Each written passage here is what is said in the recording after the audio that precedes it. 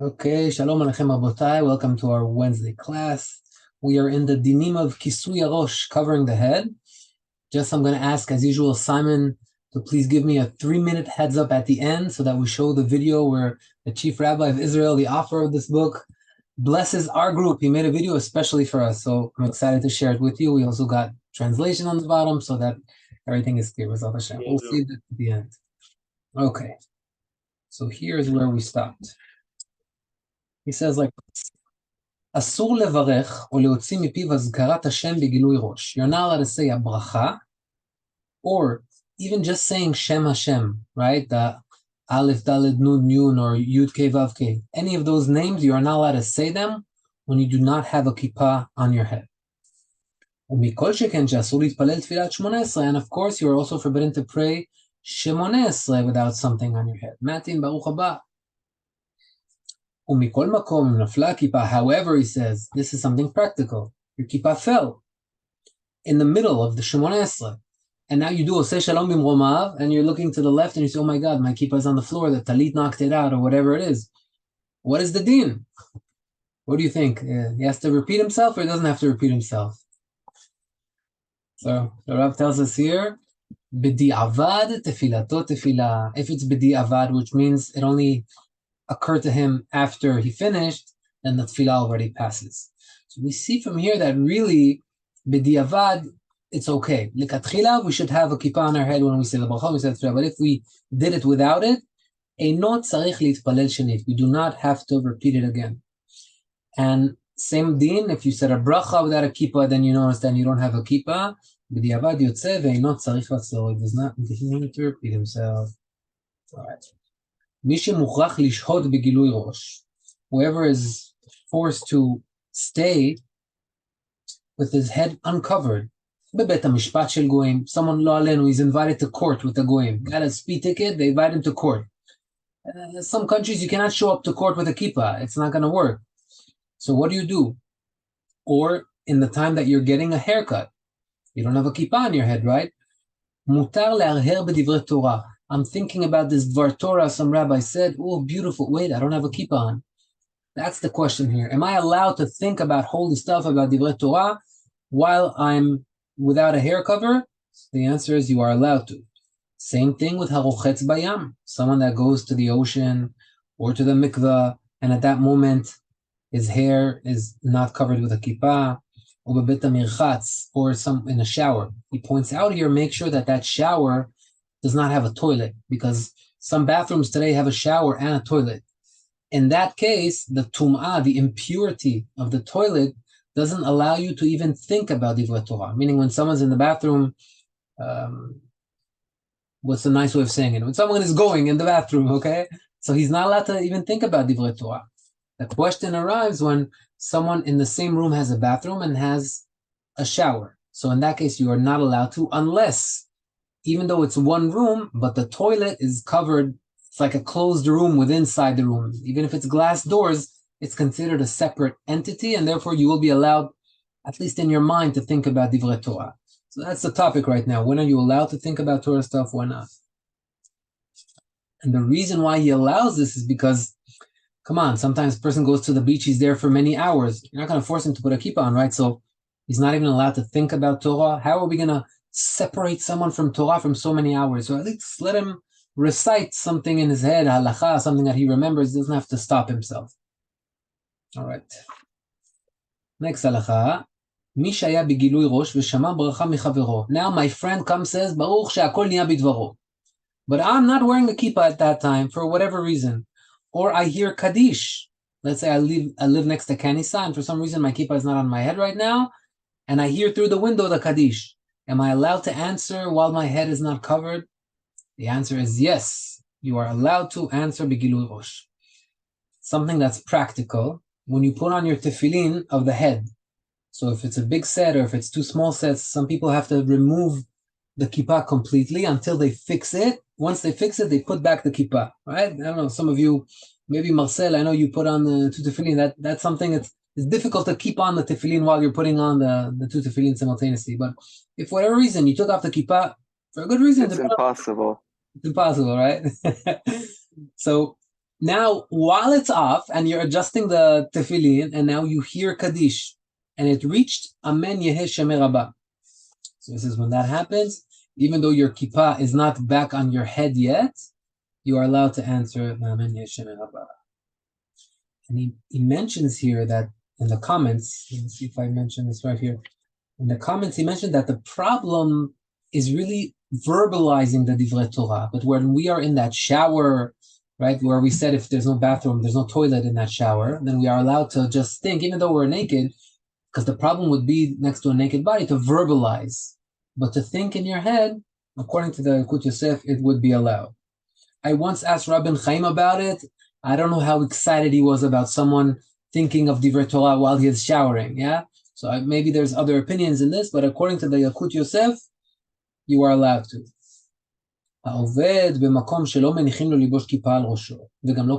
Now I'm working in a place where they don't allow hats and they don't allow kippahs. Baruch Hashem, we don't really see that so much today, but if that place would exist, and he has no other way of bringing parnasa home but to work in a place like that, Yesh Omrim, some say that because it's parnasa, he's allowed to go without a kippah. But he says, but however, even in that case, unless it's really forbidden and you'll get a penalty or whatever it is, don't be scared to come with your kippah. He says, come with it. So what if they mock you? Unless it's mamash forbidden, still I urge you to take your kippah with you, he says. He says, however, some say, this is interesting. Put a wig on. Put a wig on, because no one's going to tell you don't wear a wig, right? The wig is like a hair cover. But some say, come on, you're going to ask a guy to wear a wig so that he has a hair cover on his head? You don't need that. Because even if he has that wig on his head, if a Jew sees him now eating or saying something without a kippah on his head, he doesn't know that it's a wig. So there's still the problem of marit ayin. It still doesn't look good to the crowd. So what really did you solve by putting that wig on his head? And he says, and therefore I suggest that in a case like this, you should take advice from a chacham directly. Some halachot, you can't just find a dry answer in the book. Each one has different situations. The boss is like this, their cameras, whatever it is. Take advice directly. Now, introduction. You want to say shalom to your friend for the next halakha. Shalom is also one of the names of Hashem. Hashem has many names. One of them is shalom. So am I allowed to say shalom to my friend if I don't have a kippah? Right? In English, it won't be a problem. But in Hebrew, hi is Hashem's name, shalom. So he says, even though Chachamim said in Masechet Shabbat that Hashem's name is Shalom, that it is said that Hashem called him Hashem Shalom. Either way, you're not making your friend, let's say I'm wearing a kippah and my friend is not wearing a kippah and I say Shalom. Now he's going to answer back Shalom. He doesn't know the halacha, and he's going to say Shalom he's going to say Hashem's name without a kippah on his head. Am I making him sin? He says, no, it's not considered that you're making him sin, because Azkarat Hashem, meaning Yud Kei Vav Kei, or Aleph Daled Nun Yun, the name of Hashem, Ado, and then Nai, that name, or Elokim with a Hey, those names really are forbidden to say without something on your head. But Hashem's names, you're allowed to say them. And therefore, if someone is not wearing a kippah and on Shabbat, you want to say to them, Shabbat Shalom, you're allowed to. He says, but if it's possible, avoid it. Instead of saying Shalom, say Manishma, what's going on? How's it going? Try to avoid it, but if you can't, it's perfectly fine. And he mentions in parentheses that don't say to yourself, let me pretend like I don't see the guy and I don't have to be in that situation, that I didn't say Shalom to him. He says, because at this time that we're living in, even if you see a Rasha, you should say Shalom to him, because there's so much situations of problems ben Adam l'chavero that the generation really needs to be makdim Shalom, to be loving to the other. And therefore say Shalom, don't be scared, even if he doesn't have a kippah. And that's what the Mishnah says, Evem makdim Shalom lechol Adam. Be careful to say Shalom to every person. Le'rabot Rasha, even a Rasha. And even though it says that Hashem doesn't say Shalom to the Rishaim, he says that's in the future. That is referring to what's going to happen in the future, that the Rishaim are not going to get Hashem's name, are not going to have Shalom, peace on them. But today, we have to say shalom to everybody so that we make the people that are far away from religion appreciate it and like it. Wow, this person gave me attention. How nice is that? There's a famous story about the rabbi. Every morning he would come into the office, he would say good morning to the guard, and when he would leave, he would say good night. One day, he was a mashgiach or something, he got locked inside the fridge of the cold, and the guard would not close the factory, and the boss told him, come on, I'm leaving, close. He's like, no, I can't close it until the rabbi leaves. He's like, the rabbi's not there, no one's in the office for hours, I was the last one. He says, it cannot be. He never leaves without saying shalom to me. He never leaves without saying goodbye to me. They went, they checked, they looked for him, they opened the freezer door, and the rabbi was shaking, freezing inside the freezer door. He couldn't get out. His life was saved because he said shalom. So that's a chizuk to always say shalom. Now, what happens when I'm at, what's his name? The barber in Great Neck? Benny. Benny, someone is going to Benny, and now he removes his kippah, and now people are walking in, they say shalom. So he says, you're allowed to answer back shalom. If you're able to, instead of saying shalom, say, hey, what's up? How are you? It's better. Or good morning. All of those are better. Now, what happens regarding thinking of divrei Torah when I'm getting a haircut? I don't have a cover on my head. Because even though that after you get a haircut, you have to do netilat yadayim, you have to wash your hands before you deal with divrei Torah, but all of that is for verbalizing Torah. But just thinking about Torah, even while you're at the barber, you're allowed to. Now, I'm going to tell you personally that for me, every time I go to the barber in Ra'anana, it's a full shiur Torah. I have a barber that his dream is to leave this and go learn Torah all day. He's a big tzaddik, he's a chazan, he's a tokeh b'shofar. I go to him, I get musar, I get Torah, half an hour of pleasure. I'm just waiting to hear what's going to come out of his mouth. This barber, a big Talmid Chacham. Baruch Hashem, we have a zchut in Ra'anana. I tell him, I don't know, maybe Ra'anana, what zchut they have just because we have a barber like you. So I looked into it. I'm allowed to listen to his divrei Torah. Sometimes, you want to cooperate, you want to answer back. Questions, are you allowed to? Are you not allowed to? I heard from another Rab that said that, it's better that you just don't speak at all. I mean, come on, this is half an hour that could be going towards Torah. So definitely, if you ask me if it's better to speak or not to speak, meaning hear. At least you hear the divrei Torah better than nothing. All right. Now, regarding walking barefoot, there's an inyan of Chachamim. Chachamim say that there's an issue with walking barefoot on the floor. However, he mentions here that all of that has to do with floor that is not covered with tiles. But today, where we have tiles, we don't have that issue. But either way, he brings a quote. The Gemara says that a person should sell the walls of his house just so that he could afford shoes, meaning having shoes on your feet. Back then, when there was no tiles, it was a big necessity. Rashi says, there's nothing more embarrassing than walking around without shoes. And therefore, that's the main thing that you should focus on. You should sell your house to get shoes, he says, but all of this deen is in Chutz La'aretz, outside of Israel. But inside of Israel, Be'eretz Yisrael, Mi'ikar adin, en isur lalechet yachef. In Israel, if I'm want to walk on the sand, on the grass, with no tiles, I'm allowed to. All of this deen of not working barefoot is only outside of Israel. It says, however, and because of the honor of the people, then you should do according to what the custom is over there. If people walk in a certain way, then you're allowed to do like them, be like the beriot. But if you're outside of Israel, you shouldn't sit directly on the sand or on the grass. But of course, you are allowed to walk or to sit on floor that has tiles. So if I want to sum it up, there's a difference between Israel and America, where in Israel you're allowed to walk or sit on actual ground. If you're outside of Israel, then you shouldn't do it. It's not recommended. You should always put a clothing item or something between you and the ground.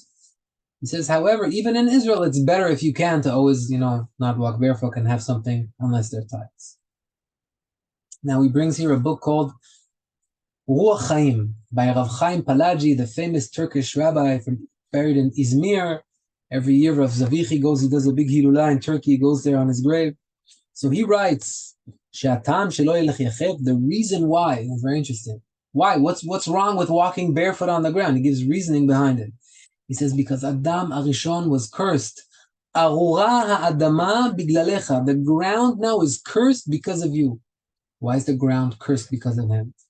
Because I told the ground, that it shouldn't bring, what was the story over there?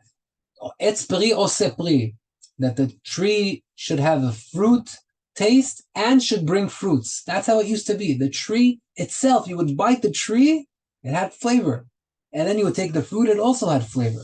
Hashem cursed the Adamah. From now on, that's going to stop on happening.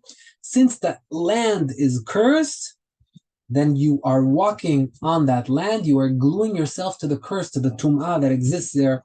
He brings an answer according to the Kabbalah. There's a curse into the direct ground. Therefore, don't walk barefoot. Put something to stop between you and it. Another halacha. Baal teshuvah, someone that did teshuvah.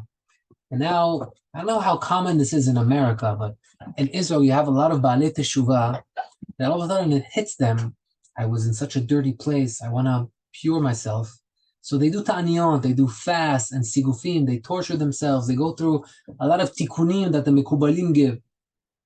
All right, so he says, if someone wants to do those things for kapara, for his sins from his past, he says, I recommend that he should not do that. The best tikkun that a person could do is to learn Torah as much as he can. That's the highest recommendation. By the way, this is a very controversial topic because the Mekubalim and Arab Meir Eliyahu would all tell you that certain sins that we did, if we don't do the tikkun, the fixing, the way the Rabbeinu Ari, the great Kabbalist, told us to do, then we're not going to be able to fix ourselves. Maybe in this world we're okay, but there's going to be a problem in the next world. According to Yalkut Yosef, and we're learning his book right now, so hopefully the halacha is like him. No, learn Torah, you're good. So, Bezat Hashem, that's what we're doing. On the comments on the bottom, he writes like this. He brings from Midrash Rabbah. Midrash says, Im nechshal adam ba'avera, chayav mita b'yedei shamayim. If someone sinned, and now from Shamayim, he deserves the death penalty. There was no Beit Din, they didn't see him, but from Shamayim they saw him, and he deserves the death penalty. Ma ya'aseh v'yichyeh? What can he do to promise himself life? Im lamud likrot daf echad, koreh shnei dapim. If he's used to reading 1 page a day, now he'll read 2 pages. If he's used to learning 1 chapter, he'll learn 2. And if he's not used to doing anything, not reading, not learning, go v'yaseh parnas al hatzibur v'gabay tzedakah. Be a gabay tzedakah. Go collect money for the poor. You don't know how to learn. It's not. I don't have it, Rabbi. It's not. I can't. You can do something, right? Go do something that you didn't used to do.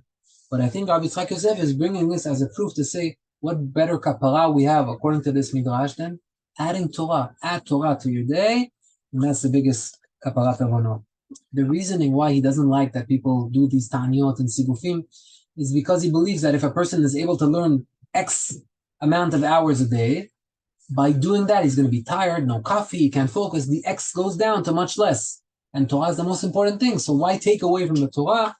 And therefore, that's his recommendation. Okay, we have 11 minutes, so we're going to go into the next siman. We just finished siman bet. Bet is the second siman. By the way, the whole first volume of this huge, thick book, how much, 600 pages over here, is just the first 7 simanim, the 7 parts of Shulchan Aruch Orach Chaim. Orach Chaim is 1 out of 4 parts. The completion of what Rabbi Yosef Karo did has 4 volumes. One of them is the most common one that is learned. It's called Orach Chaim. It talks about daily things that we deal with all the time. That's what we're learning right now. How to wake up in the morning, Shabbat, this, that. You have other topics that are between a man and a woman, topics of kashrut, and topics of Beit Din, court stuff. So each one of those, but those aren't so common. The Mishnah Brura did not write a commentary on those. Maybe he would have if he had the time, I don't know. But he wrote only on Orach Chaim. So Orach Chaim, what we're learning now, is the most common one. The first 7 simanim are in the first volume. We just finished 2, Baruch Hashem. So we're not just learning the simanim, we're learning all the ideas behind them. Because if you take just the halachot, the dry halachot, from what we learned until now in 11 to 12 classes, you could probably read it in 3 minutes. But Baruch Hashem, we have all the delicious delicacies that Rabbi Yalkut Yosef cooked for us and put here in the comments. So Siman Gimel is Anhagat Bet HaKiseh. How should a person compose himself while he is in the bathroom? Derech zrizut v'nekiut להרגיל עצמו לפנות בוקר וערב. It is best for a person to make himself used to going to the bathroom morning and night. דהיינו קודם תפילת שחרית וקודם מנחה וערבית. Before the tefillot, go empty yourself, שוב גם דרך נקיות, because it's also a cleanliness thing. ואם אינו יכול לפנות, but if you're not able to go, ילך 4 עמוד, וישב ויעמוד עד שיפנה. He gives a tip. I can't go, it's not helping, it's not working. He says, okay, take 4 steps, then sit, then stand. Do some sort of activity like that until you will feel the need to go. או יסיח דעתו מדברים אחרים. Or remove other thoughts and just focus on that. וגם בהיותו שוכב על מיטתו בלילה, אם הרגיש שצריך לעשות צרכה, ויתעזר לקום ולא יתעצר. Now I'm on my bed at night, I'm tired, but I feel like I need to go to the restroom. What do? He says, don't be lazy. Jump out of your bed, go to the bathroom, even if it's cold, even if it's raining. We don't sleep in tents today, but whatever it is, even if it's cold, don't leave the bed, don't stay in the bed. When you have to go, you have to go. Why? So in the comments on the bottom, he brings the Rambam. The Rambam, which was also a genius in medicine, let's see what he says. לעולם לא יאכל אדם אלא כשהוא רעב. A person should never eat unless he is hungry. This is the tip from the Rambam. ולא ישתה אלא כשהוא צמא. And he should not drink unless he is thirsty. And finally, ואל ישהה נקביו אפילו רגע אחד. And he should not hold within him what he needs to go to the bathroom, even 1 second. Don't keep it an extra 1 second within you. And the Chida brings in the book called Machzik Beracha that every person should make himself accustomed to go morning before the tefillah. And he writes what Yalkut Yosef wrote, that if you can't go, walk around until you're able to go, because there's a sod, not just according to the pshat that you're going to be clean. He says there's a secret behind it why a person needs to go to the bathroom before the tefillah. Why? He says it's a segula to get ol malchut shamayim, to take Hashem upon you. By doing that, הרוצה לקבל עליו עול מלכות שמיים, this is the language of חכמים, יפנה ויטול ידיו. You go to the bathroom and you wash your hands. It's as if whenever that is removed from you, you become a vessel to receive the divine presence, according to the Kabbalah.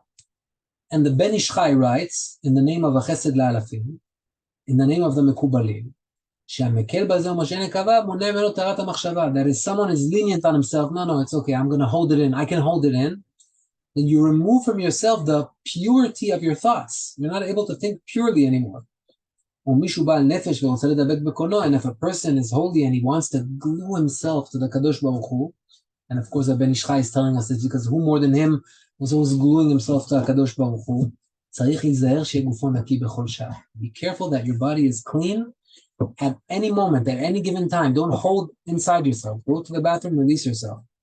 And above the holiness aspect that I just spoke about, he says, this is also recommended because of health reasons. It's not good to keep it in. Okay. One more. Amru Chazal, Chachamim said, whoever holds himself from going to the bathroom, over mishum bal teshaketzu. There's a pasuk, lo teshaketzu et nafshechem bal teshaketzu, meaning don't make your heart impure. How do you do that? It says by holding it in. You're going on the isul from the Torah of don't make your heart impure. That's the Gemara in Masechet Makot. And therefore, if something awakened within him that makes him feel like he needs to go, even if it's number 1, even if it's number 2, he says, lo yashatzmo, don't hold back. Yelech v'yitzeh lenekavav miyad. Go and do it right away. ובקטנים יש בזה עוד חשש משום עקרות. If it's קטנים, קטנים is number 1. So he's using clean language. קטנים וגדולים, small and big, he calls it. When it's small, when it's number 1, there's another fear besides not being pure in your mind and going over that sin of Bal Teshakatsu, that chas v'chalila, it could hurt the person's ability to bring children into the world as well. So don't hold it.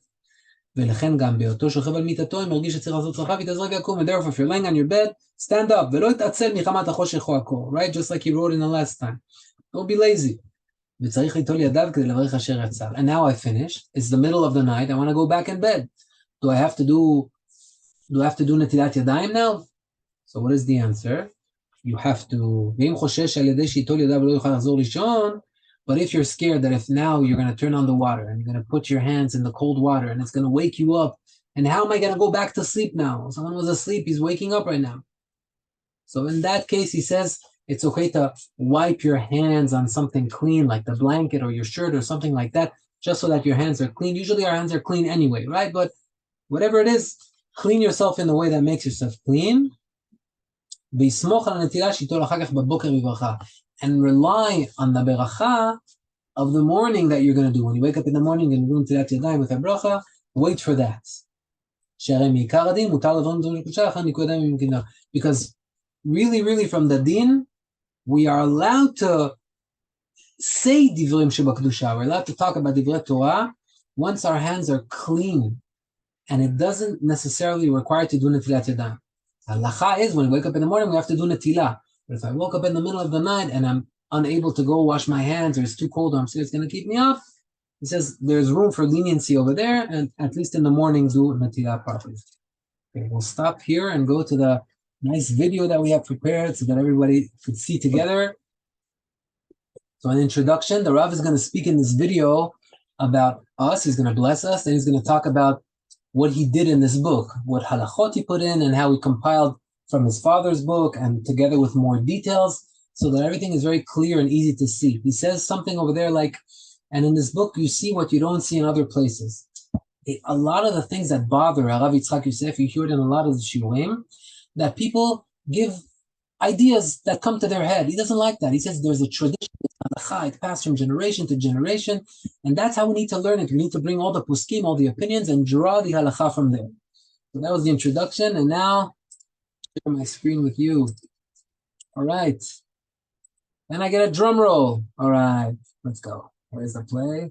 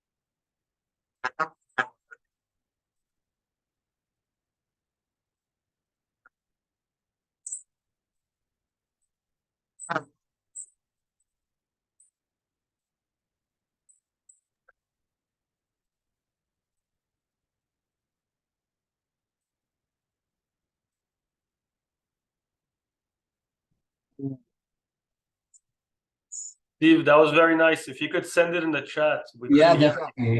I'm going to send it in the chat. Because we didn't hear the audio. Oh, no, you didn't get any audio? No, but we saw the subtitles. It was very nice. Okay. At least I didn't hear it, yeah. I don't know, anybody else here? Okay, let's check. I tried this once during Corona, doing the video live. There's a lot of problems with that. Okay, I'm going to send it into the chat, but just know this was a bracha made for all of you guys. I told him about our group, how everybody in the middle of the day stops and goes to learn Torah, his book. I've been very happy. Baruch Hashem, he blessed us. I'm very happy. So there's a blessing to anyone in our group learning. So please spread the word, bring your friends. This is Baruch Hashem. It's a good bracha we have here from the author. All right, Thank guys. you so much. I'm going to send it in the chat. Until then, I wish you all besorot tovot. I'll see you next week. Take care. Bye.